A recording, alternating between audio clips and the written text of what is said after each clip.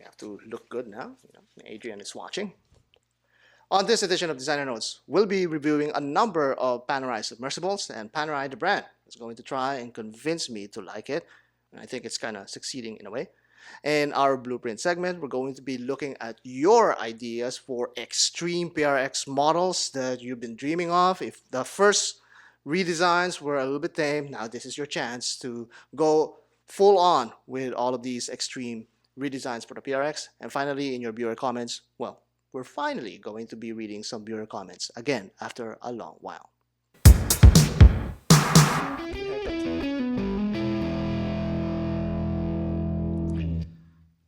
Before we begin our show, we're going to give a shout out to our friends at Cunucu Coffee.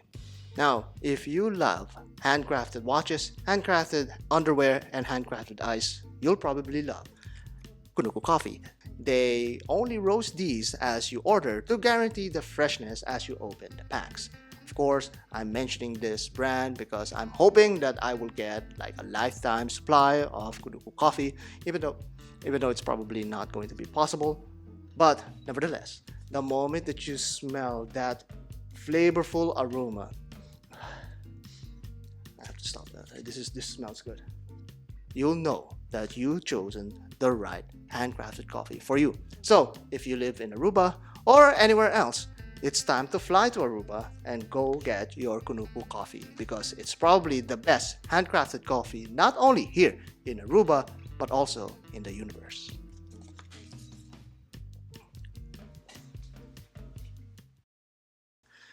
Many watch aficionados around the world love Panerai. They love them because of their rich history. They also have this distinctive design, and of course, they're kind of tech forward in many ways. However, this watch pirate here is the farthest from a watch aficionado as can be.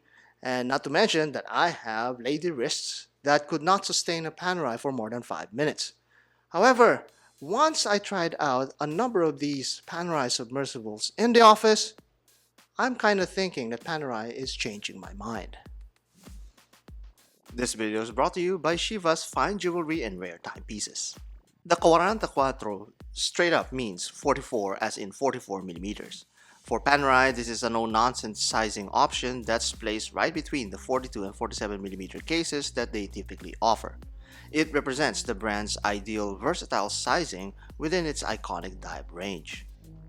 It still bears the typical Panerai flair, like its renowned trapezoid buckle emblazoned with its name. The strap also features the OP logo that proudly represents its underwater and aerial heritage. The dial is very utilitarian, with a playful hint of sky blue accents, making this a more modern interpretation of a legendary tool watch. The matte dial also makes for a pleasant combo under the circular brush finish of the bezel. Speaking of the bezel, it is properly Swiss in feel and clicks. You're further reminded of how refined Panerais are despite their brutish appearance. But here's the main attraction. As much as a Panerai is synonymous with Herculean wrists, the Quarantaquattro can ride my puny wrists anytime. Yes, they still look massive on my wrist, but nothing bigger than any G-Shock I've been accustomed to. This new line comes in many other variants, such as this Bianco model that has a completely different personality. This is a more visually brighter variant, not just in tone but also in color. With a solid block of lightness on the case, the green straps pops a bit more, highlighting its many angular carvings. From my mittens and onto my wrist, this still fits like a 44mm Panerai, but visually it wears different. With the white dial, the feeling is a lot more casual and laid back. Arguably, this model can have the most versatile and strap changing options, as most colors will go well with the light dial. Then there's the signature Carbotech model. And boy, if there was ever a Swiss watch with a marbling tastier than a slab of steak, it will be this one. From your eyes, it looks like its 44mm siblings, but it feels infinitely lighter because of that unique composite material. It's not only lighter, but it's also more durable because of the sheets of carbon fiber.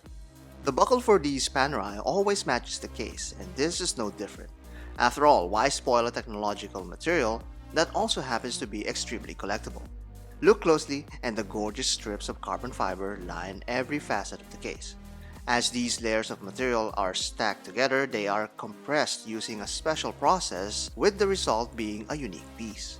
Like a distinct fingerprint, each of the Carbotech models is its own soul. For a tool watch, it's easy to create something cold and sterile, but both words are not appropriate here. To further impress life into this model, a cool blue dial is designed to it. Whether you prefer a soulful piece or a rugged beater, the Quarantaquattro covers the basis of options. Panerai has a reputation built around performance required by the most demanding special forces in the world. The Quarantaquattro continues to serve fans as the ultimate tool watch for collectors of a very specialized taste. These collectors are not simply found on the past generations who love the Italian brand. The current social media savvy generation also found Panerai as a media darling in many ways. This new collection boasts a more environmentally aware virtue that clearly considers the future generations. As they discover the heritage behind the name and the design, they also discover their Panerai. I used to think that a Panerai on my wrist is as far away as the rock's physique is to mine. However, the more that I wear these Panerais and their various collections, the more convinced I am that I could actually pull them off. If I could wear a G-Shock on my 6¼ inch wrist, then it's quite possible for me to wear even the bigger submersibles, because they're not really that big when you wear them, and they're quite enjoyable as well. So why miss out on a great iconic design when you can have it with the Panerai Submersible and their other collections? Speaking of possibilities, I asked you about the possible PRX redesigns, and you threw in some really crazy designs out there. In the first go around, I wanted to make something that Tissot could manufacture the very next day. But this time, I collected all of your crazy ideas and smashed them together into one crazy video, and let's see what will happen if we go all out on redesigning the PRX. Like in the last time, we'll start with the PRX quartz model as our base image for us to build upon. One of the popular requests was to add a dive bezel on the PRX. So I looked for an angular but interesting bezel from Tissot and found it on the Super Sport Gent. After installing it on the PRX, I made the dial slightly smaller to make it more balanced and functional. Then I made the indexes bigger to ensure that it will be readable underwater. The bezel was still a bit too large for my taste and made it smaller as well to fit the PRX profile. Maybe I should have just reduced it together with the dial. I recolored it green for maximum trendiness while also adding some text at 6 and a bezel marker. And now we have the dive variant of the PRX. Now from underwater and over to the tracks, our next dream model will be a chronograph. This one will make use of the PRX chronograph automatic. You suggested a bullhead model and I thought that would be very interesting. So let's start by tilting the chrono on its side. I then added a leather strap that would go under the case. It should still retain that integrated end link. Rotating the subdials was next, and it gave me the opportunity to clean it up as well. This looked like a classic chrono to me, so I added that classic Tissot logo. Happy now, Mike Sheehan? Well, you better be. Lastly, we installed the gold hands, and there we go, the bullhead PRX. I love this design, and I would be more than happy to pay for one if it ever was produced. Now, a few of you suggested other notables such as a day and date model that kinda sorta looks like a Seiko to me, a great looking world timer, and even an open heart version. That open heart was brought upon by a request from JJ's Watch Hangout, but then this came out. Maybe. You know what I'd love to see them do? I know this is kind of stupid, but I would love to see them do like an open heart and make it look like a turb at the 6 o'clock. Ooh. I think that would be really fun. How about, yeah, that would be cool. So let's go all out on a better skeletonized or open heart model and a tourbillon version. It's no secret, Swatch brands often share movements and parts. So let's take another Swatch brand, Blancpain, and share their Billeré movement to the PRX. This was such a satisfying fit that I had to just keep on working on this concept. I added a more textured bridge and plate texture. Next, I added the Tissot parts and badge. Then we capped this off with a little bit of color. Now that is an amazing open heart PRX that will definitely be limited and sell out very quickly. Now let's render that tourbillon model. First, we start with an equally elegant dial. I took this Moser Saturn Seconds as my base surface. I then added the Tissot elements such as the brand hands and indexes. I then cut a really big hole at the 6 o'clock position for the tourbillon and added some volume to the dial here.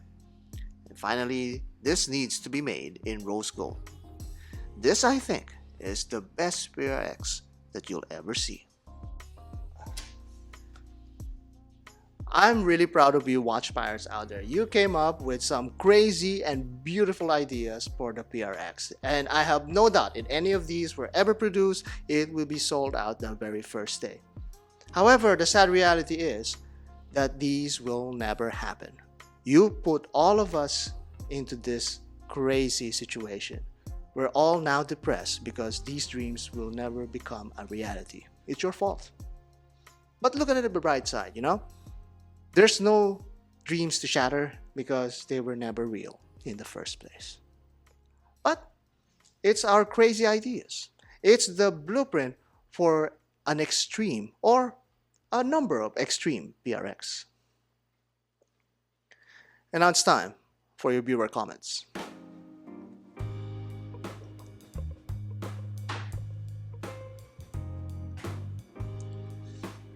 Yeah, it's been a while that we actually answered some viewer comments.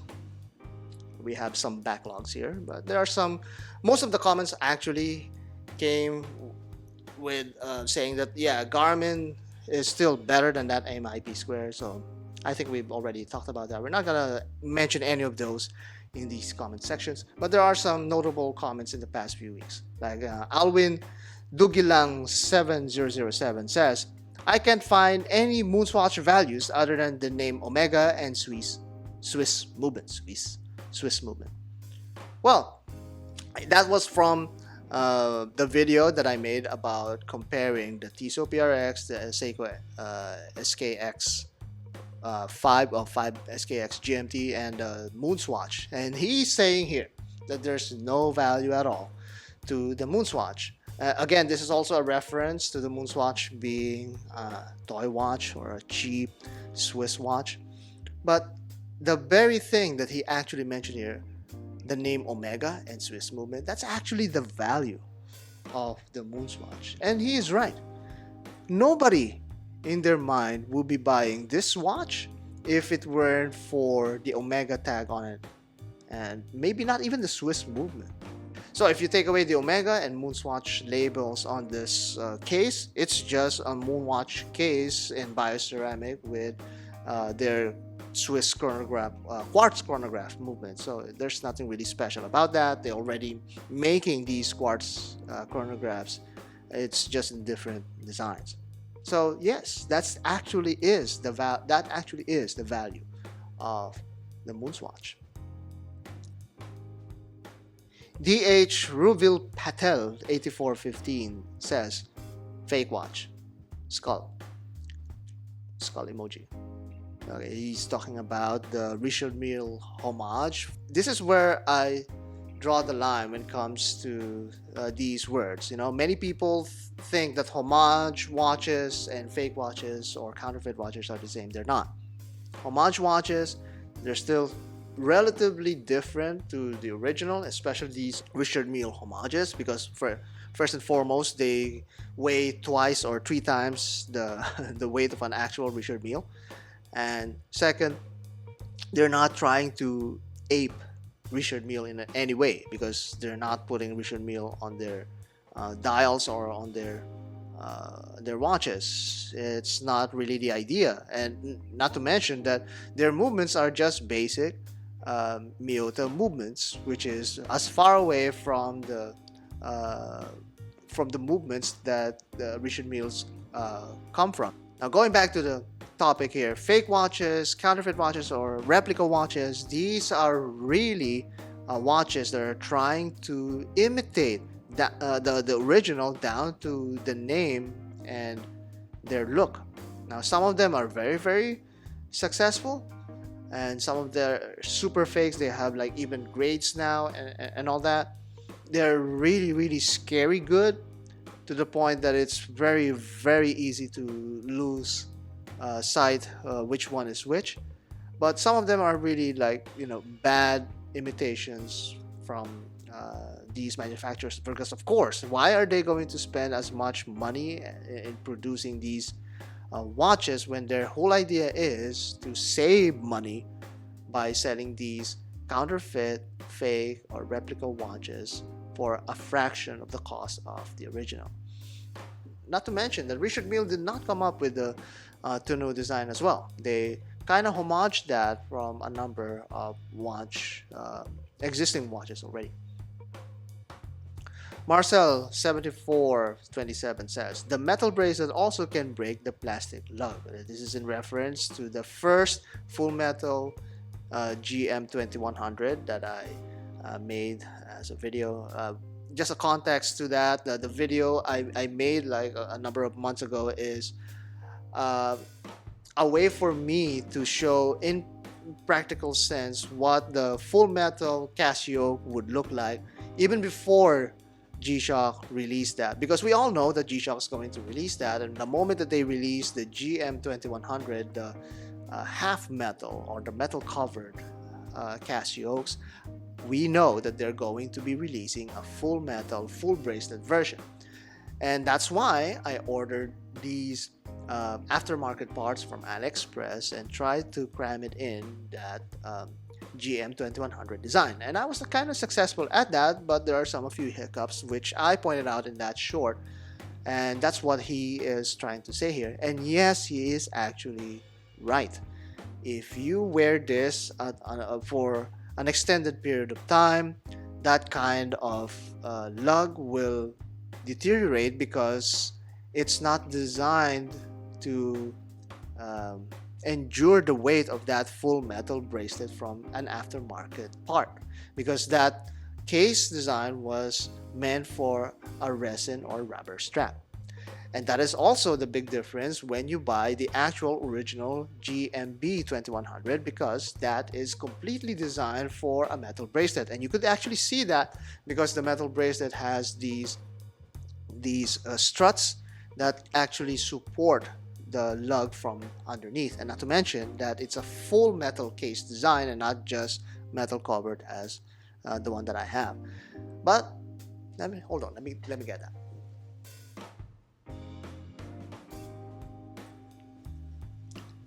Okay, so here it is.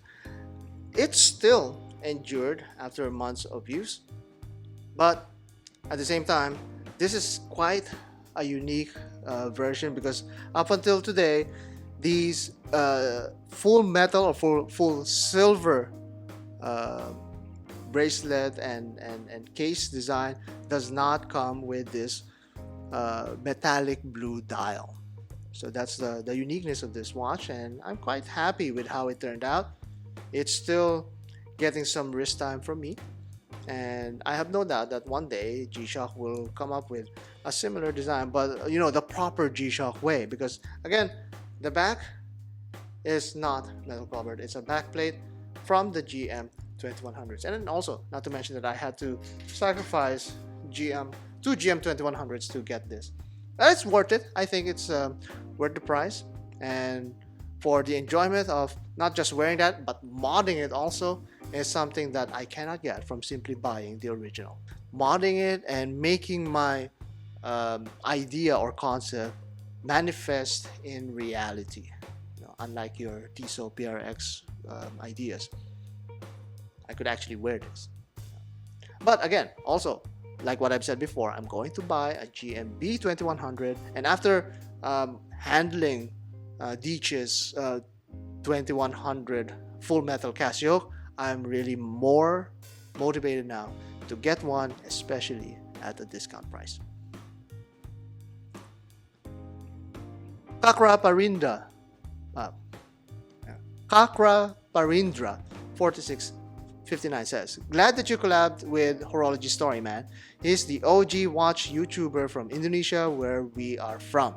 You know, Indonesian flag out there. Yes, I'm really happy also that I was finally able to announce that collaboration, and it is a great honor for me to collaborate with Adrian and Horology Story for such a prominent watch brand, micro watch brand as well in Indonesia. It is a true honor for me. But not to mention, there's a lot more work that's coming up. I recently posted English spoken article in Horology Story, and there's more to come. I plan on posting multiple times a week, and also many of these watches that I'll be reviewing might actually be available in the Horology Story store. I just need to ship it there and find a way to actually get those pieces to Indonesia. So if you're an Indonesian viewer out there, so watch out for all of these watches that I'm reviewing. Many of these will go to Horology Story. Maybe some of them are even G-Shocks that are hard to find in Indonesia, because that's something that I actually found out, that it's very, very hard to find or get those G-Shocks in Indonesia, not only to import, but at the same time whatever's available there in Asia. I know that there's this big Indonesian authorized dealer there, and they're the ones that's bringing all of the G-Shocks for the country. But at the very least, some of the G-Shocks that comes to this channel could appear in the Horology Story shop. And the only thing is, like, I need to send it to Adrian or find a way to bring it there to Indonesia. So watch out for that. And also a number of microbrands that I also review will appear there in Horology Story shop. And more of these collaborations will come in the future. Nirujan Gunathan San 2366 says, I'm really bad at pronouncing these long names. Let me try again. Nirujan Gunathasan. One more time. Fourth time. Niruja. Last. Niruja Gunathasan 2366 says, you do realize that in your mod, only the bezel is metal, where else on the GMB 2100, the whole case is made with metal.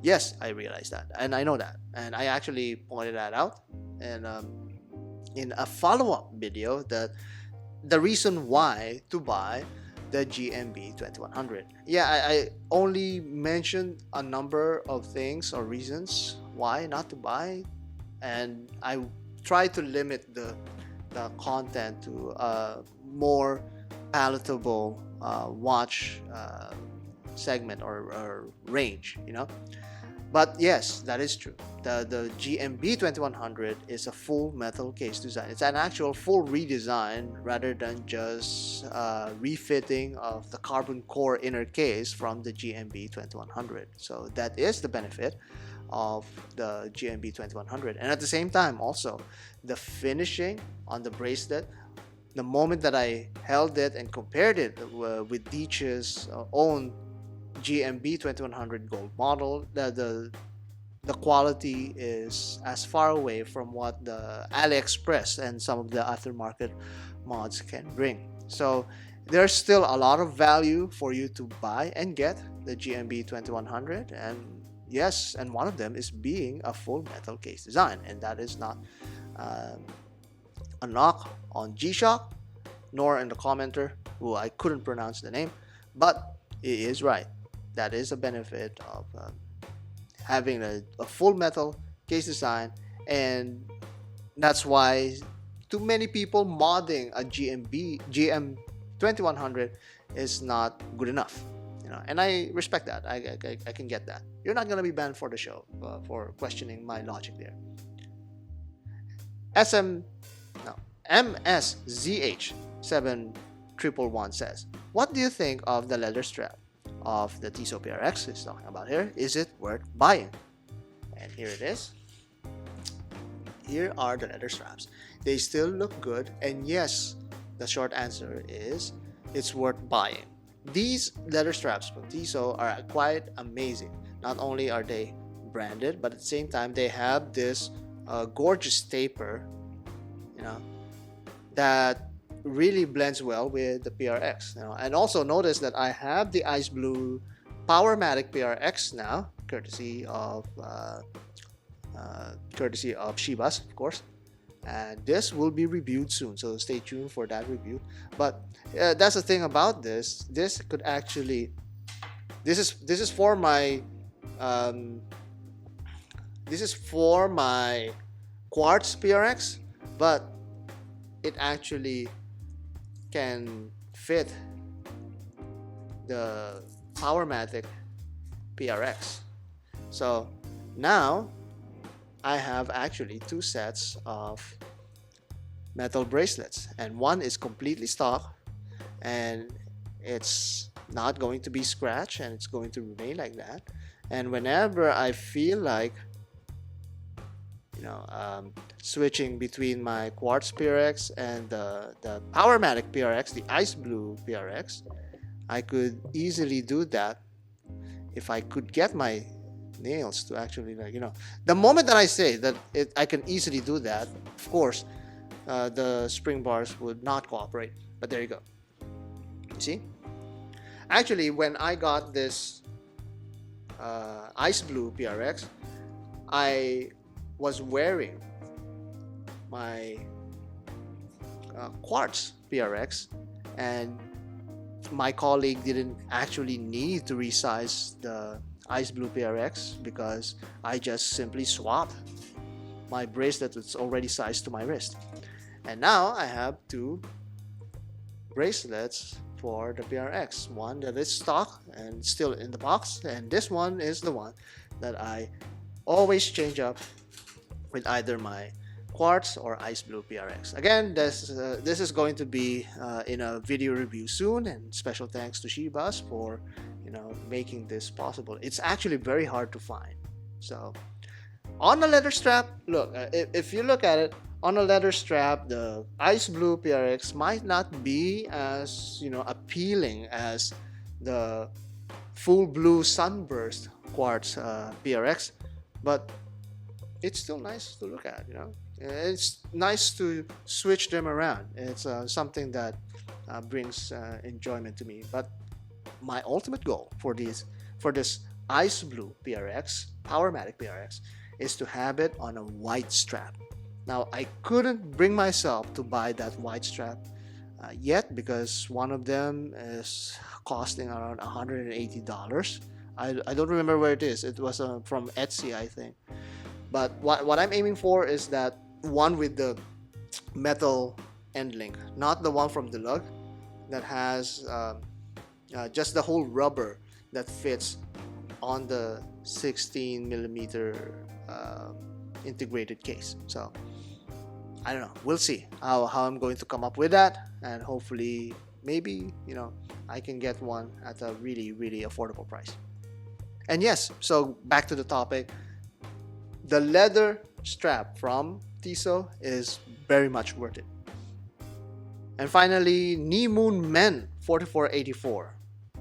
He was commenting here about the hacking complication, if you can call it a complication, maybe a hacking feature of a watch, if it's something that matters or not. Now, next discussion up, according to Nemoon Men 4484, screw-in crowns and exhibition case backs. Okay, we can tackle these two for the time being. Now, screw-in crowns, in my opinion, should only be used on watches that need that case protection from that water resistance. Some watches do not need that water resistance, especially like dress watches, because, you know, you're not going to be diving in the pool while wearing a tuxedo. So that's very unlikely unless you're Arnold Schwarzenegger or, you know, James Bond. But, you know, that's something that's very rare. And for a dress watch to have a screw down crown kind of doesn't fit its theme, you know. And that's why I always thought that those dress watches should just be it should just be a regular crown that doesn't need to screw down, so that whenever you need to wind it, you just go ahead and wind it as well. So that is kind of like the gentleman-like vibe to it. That's what I think, you know. And at the same time, it also keeps in theme. It keeps its originality of how it used to be designed, and there is a certain allure to that. There's a certain enjoyment to that, of knowing that it came a classical design also comes with a non-screw down crown. It's kind of just part of its personality and appeal. Now, don't get me wrong, if a dress watch has a screw down crown, that's fine. It's not going to sully the entertainment for me. It's not going to spoil the watch design for me. It's just that my preference is to keep it as intended to be, as a dress watch, you know. Now, for dive watches and also field watches, yes, have them screwed down. And actually, there's one that I also like. Whenever you pull out the crown and you see like a different color or a red ring around it and indicating that it is pulled out, that is also something that I really, really like. If a dress watch has that, well, okay, wait, no. Let's put it this way. If a tool watch has that with a screw down crown, then that is actually in theme with its toolish nature. It gives you an indication that yes, your tool is not ready, it's in deactivated mode or it's in setting mode, so don't use it to its full capacity, to its full intention, until you actually screw it down. Now, if a dress watch has that ring indicator while not having that screw down crown, and then that just looks weird to me, you know. And the thing is, like, dress watches are not meant to be like tool watches. It's meant to be more of an accessory or jewelry for men. That's what I view. Let's be realistic about it. Also, we watch collectors tend to boast about the specifications of a watch, but in reality, they're really meant jewelry for most of us. Now, the second one is the display case back. Now, let's go back to this PRX. Before I review this, of course, again, I mentioned I'm going to review this in a fully. Now, this PRX has a display case back. This is kind of bittersweet for me because I love display case backs.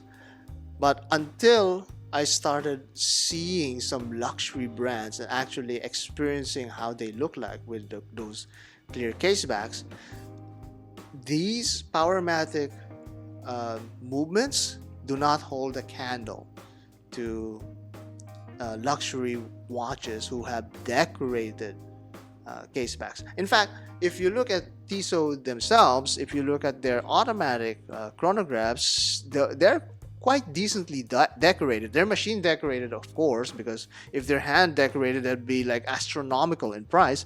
But those really warrant a display case back. I understand that the value of these Powermatic 80s also come in the display case back, because now you can actually glance at the movement itself. But let's keep this in mind. Display case backs will make your watch thicker, and at the same time, if what you're displaying isn't really like that entertaining, then it kind of doesn't feel right to have a display case back. So that's why I understand why other people, they don't like that, because if it's not an artisanal movement, if it's not finished beautifully, then why show it off? For me, the Powermatic calibers, the decoration is on the rotor itself. I'm glad that Tissot did that. When I got my first C-Star like a couple of years back, I was really enjoying that case back, because that was like one of my first experiences of a decorated rotor on a case back. But the more that I understood and the more experience I had with other watches, it kind of looks bland to me. And this one also, if you look at the plates, they're undecorated and they're matte finish. I mean, it's me getting too spoiled, me being the one that's spoiled, getting so much exposure with other luxury brands, that's minimizing my enjoyment of this display case back. But that's the sad reality of display case backs. If you know that you're not going to be experiencing those higher end watches, then display case backs isn't something that you should seek after. But in hindsight, and also in another side of it, is if you're enjoying these nonetheless, and especially at that affordable price, having a display case back is actually pretty cool, you know. And it's a talking point for some people. The only thing is, like, you have to like remove the watch from your wrist. But I find that more and more, I've been talking to friends and I've been removing my watches and showing them off. Yeah, this is actually an automatic. What's an automatic watch? Oh, this is what's an automatic watch. You remove the watch, you show them, oh, that's being powered by that rotor. Yes. And that display case back now becomes like a talking point. And that's what we always talk about as watch enthusiasts. We talk about our watches, we value them, and we show them off to our friends in the hopes that maybe they also get hooked, or at the very least be informed of what makes this watch kind of, you know, its price. So there you go. Having a case back is actually pretty cool. It's a talking point for people, and for those also who are new to the watch game. A display case back is something that you have to experience, and it's something that really brings additional value to your watch. But the more that you experience other watches that are actually justifying having a display case back, such as having a decorated movement, then the more that you realize that certain watches do not need these display case backs. They're just there to show off that it has an automatic movement or a manual wound movement, and it's something that beginners will love, but the more seasoned or experienced enthusiasts may want to shy away, or in favor of complications or the original design of a watch. Like, say for example, a Submariner or a dive watch that used to have these closed case backs. Certain enthusiasts, or many enthusiasts, might actually prefer it to be closed or solid case back, because that's what its original design used to be. And finally, it's time for Mr. Zelos. Zelos is better than Seiko. This will never be otherwise. Mr. Zelos has spoken. And that is all for our show. I'm not going to ask you guys to subscribe because, you know, that doesn't matter. But what you say do matter to me. So comment down below. Let me know what you want to talk about the next show. If you have any inquiries, if you have any suggestions, or you have any criticisms, feel free to do so in the comments below. And always keep in mind, if there's a cat in the yard, there's probably death lurking behind you. See you next time. Day comes, it will be packed and ready to ship to you. Now, if you're... What am I doing here? Now, if you love handcrafted watches, handcrafted underwear, and handcrafted... Give a shout out for...